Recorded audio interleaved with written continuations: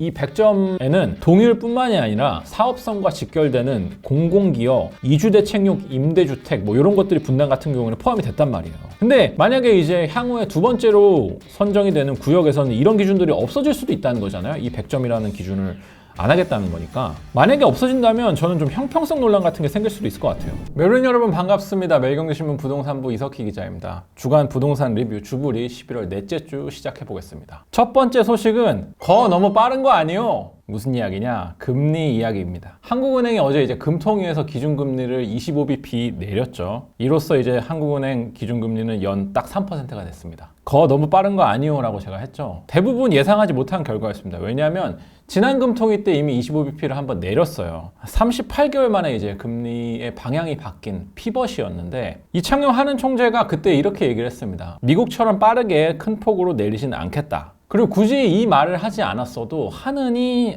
연달아 2번 연속 금리를 내린 사례가 거의 없어요. 그런 일 잘 안 합니다. 마지막이 2008년이었거든요. 2008년에 근데 무슨 일이 있었죠? 글로벌 금융위기가 있었죠.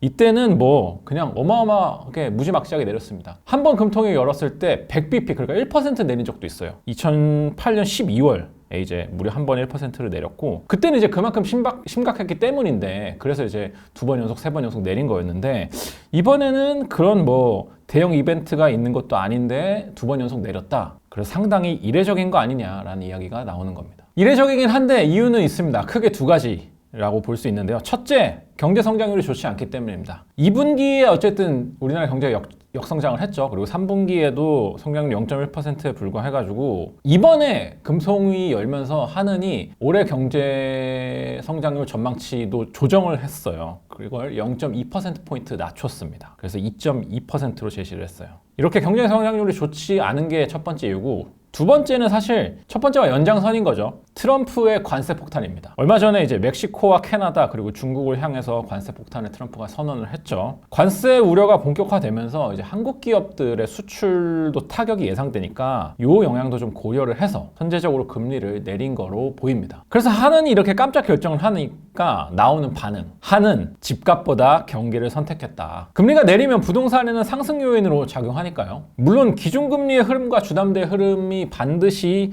동행하는 건 아닙니다. 당장 지난 금통위 때도 기준금리는 내리긴 했지만 시중은행 주담대 금리는 3달째 오르고 있죠. 게다가 이제 대출 규제도 강력해지면서 기준금리가 인하됐지만 오히려 대출은 어려워지고 집값은 주춤하는 현상이 나타나고 있는 게 현재 상황입니다. 향후 전망이 중요할 텐데요. 아무리 기준금리와 주담대 금리의 흐름이 단기적으로는 동행하지 않을 수 있어도 큰 흐름에서는 주담대 금리가 기준금리를 거스를 수는 없습니다. 그리고 이제 2024년도 얼마 남지 않았습니다. 내년 초가 되면 다시 대출받기가 상당히 수월해질 겁니다. 연말에 이제 은행 가보시면 다들 얘기 많이 들으시죠. 연초에 오시는 게 낫다. 그렇기 때문에 사실 이번 금리 인하와 동시에 연초에 은행들의 대출 한도가 초기화가 되면 이게 좀 시너지를 내면서 또다시 연초에 집값을 들썩이게 할지 좀 예의주시가 필요한 상황으로 보입니다. 물론 그렇게 간단하지만은 않습니다. 기준금리를 내린 이유 말씀드렸죠. 경기 침체에 대한 우려 때문인데 결국에 우리 대다수는 대출을 끼고 집을 삽니다. 그리고 그 대출을 갚을 체력은 결국 소득에서 나오는 건데 경기 침체로 많은 분들의 소득이 위축이 되면 집값이 오르긴 힘들겠죠. 그래서 역시나 집값은 아무도 모른다 라는 미꾸라지 같은 결론으로 첫 번째 주제는 빠져나가 보겠습니다. 자, 두 번째 뉴스입니다. 두 번째 뉴스는 장관님, 대표님 좋으시겠어요. 많은 분들이 기대를 모았던 1기 신도시 선도지구가 드디어 발표가 됐습니다. 이미 어디가 된지는 다들 뉴스를 보셨을 수도 있을 것 같아요. 5개 신도시 13개 구역에서 총 35,000호가 선정이 됐습니다. 1기 신도시 선도지구 13개 구역 36,000호 선정을 했다. 그래서 분당 3곳, 일산 3곳, 평촌 3곳, 중동 2곳, 3번 2곳 이렇게 선정이 됐습니다. 자, 많은 분들이 관심 갖는 분당부터 어디가 됐는지 보면 양지마을, 샛별마을, 그리고 시범이 한신삼성 한양이 아니라 우성현대가 됐어요. 그래서 이렇게 세 군데가 됐고, 그래서 이렇게 보면 이제 순회역, 서현역과 가까운 이 단지들부터 좀 변신을 시작하게 되는 거죠. 자, 평촌은 어디가 됐냐? 평촌은 꿈마을 2곳과 샘마을이 됐습니다. 이렇게 보시면 지도에서 보면 여기죠, 여기. 평촌은 범계와 평촌역에서 먼 곳부터 재정비가 시작이 됐네요. 자, 그리고 일산은 보면 이제 백송마을 중에서도 1, 2, 3호 단지가 있는 데가 됐고, 후곡마을 3, 40, 15단지, 강촌마을 3, 5, 7, 8단지 이렇게 세 곳이 선도지구로 선정이 됐습니다. 강촌마을 중에서 3호선 마두역과 가까운 3578이 됐고 경의중앙선 일산역과 가까운 후곡마을 3415 이렇게 됐습니다. 자, 그리고 부천 중동은 1호선 송내역과 가까운 반달 삼익 플러스 동화성경 건영 여기가 됐고, 그 다음에 7호선 부천시청역에 가까운 은하마을 동부쌍용 주공 1, 2차 이렇게 두 곳이 됐습니다. 지도에서 보면 이렇습니다. 여기가 이제 반달마을 삼익 동화성경 건영이고, 여기가 이제 은하마을 동부쌍용 주공 1, 2단지가 있는 곳입니다. 자, 그 다음에 마지막으로 산본은 이제 백합 장미 주공 11 그리고 백두마을 이렇게 두 곳이 됐습니다. 백합장미 산본 주공 11이 여기 있고 백두마을이 이제 여기 있죠. 제가 제목을 대표님, 장관님 축하드립니다라고 했죠. 무슨 얘기냐면 선도지구가 선정된 곳에 더불어민주당의 이재명 대표가 소유하고 있는 아파트가 있고, 그 다음에 국토부 장관인 박상우 장관이 소유하고 있는 아파트가 있습니다. 어디냐면 이재명 대표는 양지마을, 분당 양지마을에 대형 평형을 갖고 계시죠. 그리고 이제 박상우 장관은 백두마을에 한양백두에 아파트를 갖고 있습니다. 두 분 다 이번에 선도지구에 선정된 아파트를 갖고 계시게 됐다. 이렇게 된 거고, 한 곳에서 이변 아닌 이변이 있었죠. 분당입니다. 분당. 이제 다들 분당하면 시범 중에서는 1구역인 삼성안심과 한양의 가능성을 높게 봤는데 안 됐어요. 오히려 이제 3천 가구가 안 되는 새별마을이 됐죠. 사실 그 선도지구 배점표 지금 다시 보시면 이렇게 돼 있습니다. 이렇게 돼 있는데 통합정비 참여 세대수 요걸 보면 3,000세대 이상이 15점으로 만점이에요. 그래서 3,000세대가 안 되면 만점을 받을 수가 없습니다. 그래서 어떻게 해도 100점 만점을 달성할 수 없는데 샛별이 됐다는 건, 샛별은 3,000 가구가 안 되거든요. 시범일은 3,000을 넘는데, 그래서 시범일이 다른 조건에서 이제 100점을 다 채우지 못했다는 설명으로 이어질 수밖에 없습니다. 그래서 이제 발표하는 기자회견 현장에서도 분당에서 선도지구를 가른 기준이 뭐냐 질문이 많았는데 국토부와 성남시에서는 명확하게 설명을 해주지 않았습니다. 왜냐하면 기준을 공개할 의무가 없기 때문이죠. 비공개이기 때문에 그런 거고, 소규모 단지를 포함하면 또 가점이 생기는 게 있고, 이주대책, 공공기여 등이 좀 영향을 미쳤을 것으로 추정이 됩니다. 여기에는 나오진 않는데 샛별마을이 현대빌라를 같이 포함을 시켰어요. 그래서 이제 가점을 여기서 받았을 거고, 이외에도 뭐 장수명인증이나 이런 것들이 영향을 끼쳤을 텐데 구체적인 내용은 뭐 아무도 모르긴 합니다. 시범 1이 아니라 샛별마을이 된 게 좀 분당에서는 이변이었다, 이런 얘기가 나오고 있고, 선도지구가 사실 어디가 됐냐도 중요하지만 주목할 건 그래서 앞으로 어떻게 할 거냐죠. 뭐 이제 선도지구가 된 곳들에 대해서는 뭐 펀드를 조성해 가지고 금융 지원도 하고, 그 다음에 공사비와 관련돼서는 부동산원이 이제 개입을 해서 적정공사비 산출도 하고 해서 이제 분담금 관련된 논란이 없도록 하겠다, 사업성을 최대한 또 지원을 하겠다, 뭐 이런 얘기들을 했는데, 문제는 이제 다음 단지들은 또 언제 될 거냐. 이번에 떨어진 단지들에 대해서 상심이 굉장히 크시죠. 근데 이게 방식이 바뀝니다. 100점 만점에 이제 가점으로 하는 방식으로 공모를 하는 거 이번이 처음이자 마지막입니다. 앞으로 이런 식으로 하겠답니다. 주민 사이의 갈등과 피로도가 심하다, 이게 이제 국토부의 설명입니다. 자, 향후 1기 신도시 정비 추진 방안. 국토부, 경기도 1기 신도시 각 지자체는 향후 신도시별 기본계획 등의 특별 정비 예정구역별 순차 정비 개념을 도입하여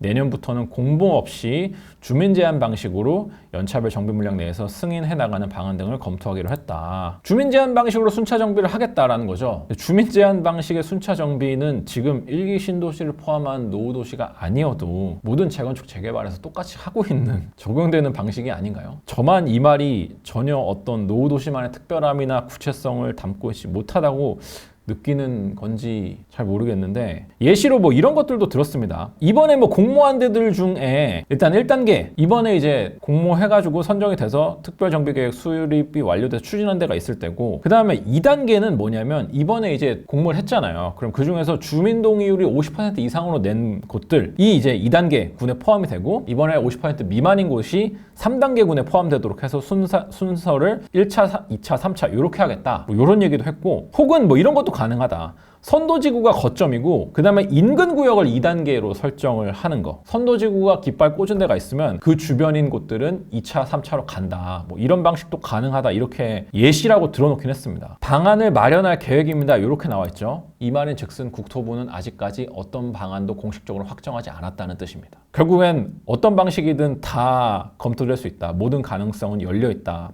이렇게 봐야 될 것 같고요. 사실 전 이걸 보고 좀 걱정거리들이 떠올랐습니다. 올해 이제 100점짜리 기준이 이제 없어지게 된 거죠. 근데 이제 앞서 이야기한 것처럼 이 100점에는 동일뿐만이 아니라 사업성과 직결되는 공공기업, 이주대책용 임대주택 뭐 이런 것들이 분당 같은 경우는 포함이 됐단 말이에요. 근데 만약에 이제 향후에 두 번째로 선정이 되는 구역에서는 이런 기준들이 없어질 수도 있다는 거잖아요. 이 100점이라는 기준을 안 하겠다는 거니까. 만약에 없어진다면 저는 좀 형평성 논란 같은 게 생길 수도 있을 것 같아요. 선도지구가 돼서 빨리 출발하긴 했는데 나중에 이제 2차로 되는 데들은 이런 조건들이 만약에 없어서 더 널널한 조건으로 할 수 있게 되면 오히려 나중에 출발하는 데들이 주민 부담이 적고 결국엔 그래서 속도가 더 빨라질 수도 있을 것 같거든요. 물론 뭐 지자체에서 이제 단계별로 인허가를 역전하면서 내주는 걸 할 수 있겠느냐 이런 거는 지켜봐야 되겠지만 입주가 몇 년 차이 안 나는데 분담금이 차이가 많이 나는 뭐 이런 일들도 벌어질 수 있지 않을까라는 생각이 듭니다. 그래서 다음 선도지구는 어떤 방식으로 정해질지 그 방안을 좀 지켜볼 필요가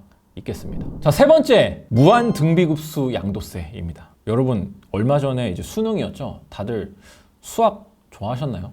저는 이제 문성한 문과라 수학을 잘 모르긴 합니다. 근데 얼마 전에 이 수학 개념이 등장하는 부동산 뉴스가 하나 나왔습니다. 바로 이제 손피거래에 대한 이야기입니다. 손피거래. 손피가 뭔지부터 설명을 드리면 우리가 이제 소위 분양권의 프리미엄, 웃돈이 붙는다고 하죠. 근데 이제 분양가보다 떨어지면 마피라고 하고 손피는 뭐냐면 내 손에 쥐어지는 프리미엄입니다. 가령 손피가 1억이다 하면 이 분양권을 팔았을 때 내 손에 1억이 떨어지는 거다 이런 얘기인데 아니 프리미엄이 1억이면 1억 다 떨어지는 거 아니야? 아니죠. 이제 양도세가 있죠. 그래서 양도세가 1년 미만이면 지방세 포함해서 77%가 붙고 2년 미만이면 66%라는 어마어마한 금액이 붙습니다. 그래서 내가 가령 프리미엄을 1억 붙여서 1년 내에 판다 치면 나한테 1억이 떨어지는 게 아니라 세금이 7,700만 원이 나오고 내 손에는 2,300만 원밖에 떨어지지 않게 됩니다. 그래서 손피거래는 뭐냐? 나한테 떨어지는 돈, 그러니까 세금 다 제외하고 나한테 1억이 다 떨어지게 해줘 이거예요. 그럼 양도세는 어떻게 하냐? 이거를 매수자가 대신 내주는 겁니다. 이게 최근에 근데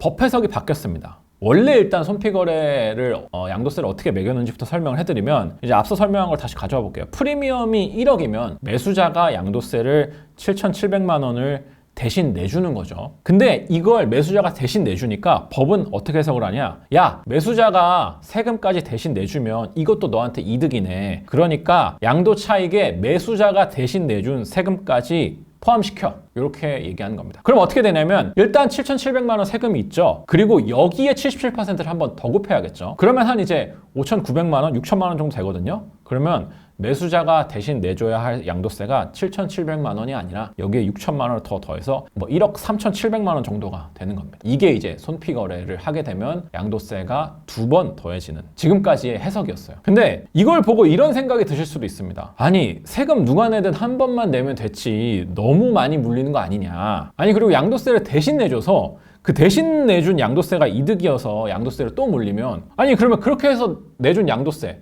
여기다 또 물려야 되는 거 아니야? 거기가 이득이면 또 물려야 되는 거고. 그래서 계속해서 영원히 물려야 되는 거 아니야? 이런 생각이 들지 않으시나요? 뭐 둘 중에 하나만 하라고 누가 내든 한 번만 물리던가 아니면 논리적으로 계속 물리던가 뭐 이런 얘기들이 좀 있었습니다. 그래서 최근에 나라가 새로운 답을 내놨습니다. 누구든 한 번만 내는 전자였을까요? 아니면 무한히 내는 후자였을까요? 후자입니다. 후자. 전자는 사실 될 수가 없습니다. 양도세는 양도소득이 발생하는 사람이 내도록 법이 정해놨습니다. 그래서 이제 전자는 될 수 없고 후자인 건데 그래서 이제 양도세가 무한히 증식합니다. 왜 무한등비급수 양도세라고 했는지 이해가 가시겠죠? 오랜만에 이제 수학 공식을 한번 보실까요?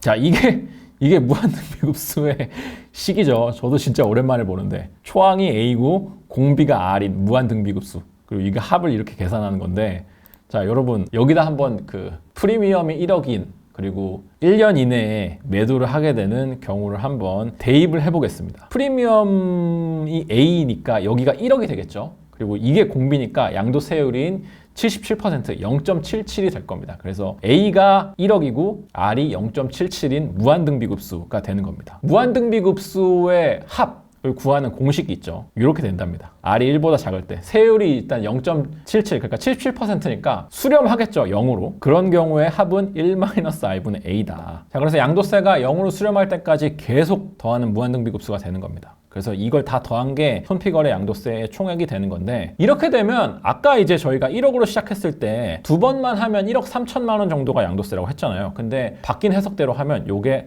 3억 3,300만 원까지 늘어나게 됩니다. 그러니까 거의 3배가 되는 거예요. 논리적으로 보면 이렇게 되는 게 맞죠. 이게 사실 2019년에 이 양도세를 어떻게 할 거냐에 대한 유권 해석이 나왔었어요. 그게 이제 한 번만 더 한다라는 거였어가지고 지금까지 이게 유지되어 왔던 건데, 그때도 그래서 의아하다는 반응이 좀 있었어요. 논리적으로 따지면 이번에 바뀐 것처럼 무한히 다 더 해야 되는 게 맞지 않냐. 근데 결국에는 그래서 올해 드디어 올바른 해석이, 새로운 해석이 나오게 된 겁니다. 자, 이렇게 되면 뭐냐, 사실상 손피 거래는 하지 말란 뜻이죠. 피 받고 팔 거면 매도자가 성실하게 세금을 부담하라, 이런 이야기입니다. 그래서 앞으로는 손피 거래가 좀 상당히 줄어들 것으로 예상이 됩니다. 잔금 칠 여력이 없으면 세금 적당히 내고 파시라, 이런 이야기로 들립니다. 자, 그 다음 저희가 보통 3개만 했는데 단신으로 하나 좀 빠르게 다룰 게 있어서 다뤄보겠습니다. 신생아 특례대출 소득 요건이 드디어 완화가 됩니다. 다음 달 2일부터 부부 합산 2억 원까지 신생아 특례대출이 나옵니다. 그래서 이렇게 이제 보도자료가 나왔죠. 근데 조건이 있긴 합니다. 부부 중 한 명의 소득은 신생아 특례대출 소득 기준인 역 1억 3천만 원 이하를 충족해야 됩니다. 둘 중에 한 분은 1억 3천만 원을 넘기면 안 돼요. 자, 그리고 요거는 대환대출은 안 됩니다. 소득 1억 3천만 원에서 2억 이하 구간은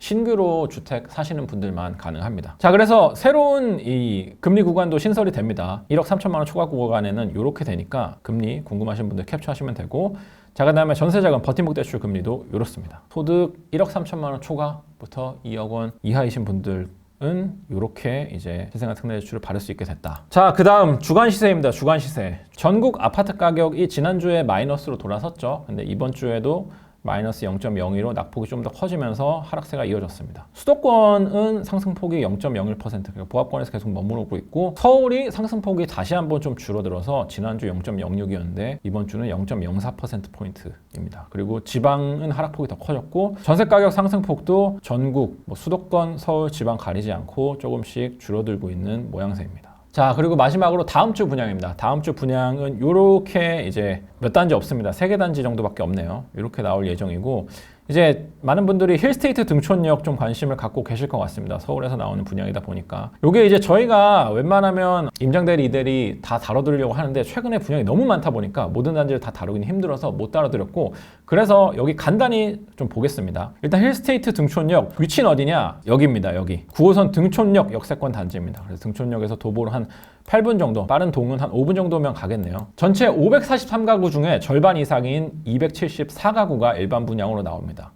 전용 면적 5구제곱, 84제곱 다 있고, 분양가는 이렇습니다. 5구제곱이 11억 원대, 84제곱 14억 원대입니다. 여기도 이제 평당 4천만 원이 넘어가는 가격이죠. 주변의 시세가 어떠냐 한번 살펴보면, 자, 여기가 이제 힐스테이트 등촌역이죠. 등촌 1구역 재개발로 지어지는 곳이고, 요 길로 와서 이제 이편한 세상 염창, 요게 좀 조건이 비슷합니다. 여기도 500가구가 조금 안 되는 499가구고 2019년에 요 일대에선 가장 신축인 단지예요. 그래서 여기에 최근 실거래가를 보면, 자, 84제곱이 뭐 13억 8천만 원 7월에, 8월에 뭐 14억 2천만 원, 14억 2,500만 원 요렇게 이제 거래가 되고 있습니다. 그러니까 시세랑 거의 비슷하게, 시세보다 조금 비싸게 나왔다, 이렇게 볼 수 있겠습니다. 자, 그리고 참고로 여기는 월요일부터가 아니라 목요일부터 특공이니까 날짜 유의하시길 바라겠습니다. 자, 이렇게 해서 주간 부동산 리뷰 넷째 주 이렇게 마치도록 하겠습니다. 도움되셨다면 구독, 좋아요 부탁드리고요. 저는 이만 인사드리겠습니다. 감사합니다.